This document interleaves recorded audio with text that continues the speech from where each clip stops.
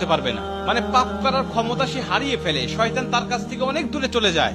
নবীজি বলছেন, যদি কোনো ব্যক্তি এই দোয়াটা মাত্র একবার পাঠ করে, যেদিন সে পাঠ করবে ওই দিন শয়তান চিৎকার করে কাঁদতে থাকে, চিৎকার করে আওয়াজ দিয়ে বলতে থাকে যে আজকে সারাদিন তুই আমার ওয়াসওয়াসা থেকে মুক্ত হয়ে গেলি, আমি ইচ্ছা করেও আজকে তোকে আর ধোঁকা দিতে পারবো না, তুই আজকে আর কোনো পথভ্রষ্টের কাজ করতে পারবি না, তুই সেটা আমার কাছ থেকে মুক্ত হয়ে গেলি।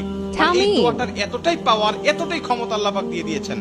অতএব আমরা এই দোয়াটা মুখস্থ রাখবো, ছোট্ট একটি দোয়া মুখস্থ করে প্রতিদিন আমরা তেলাওয়াত করব। আমরা কিন্তু অনেকেই আছি পাপ ছাড়তে চাই, কিন্তু আমরা এমন কিছু দেখি বা এমন কিছুর সম্মুখীন আমরা হয়ে যাই, ওটা দেখার পরে আমরা নিজের উপরে নিজের কন্ট্রোলটা হারিয়ে ফেলি, তখন আমরা পাপ করতে বাধ্য হই বা পাপ শয়তান আমাদেরকে করিয়ে ফেলে।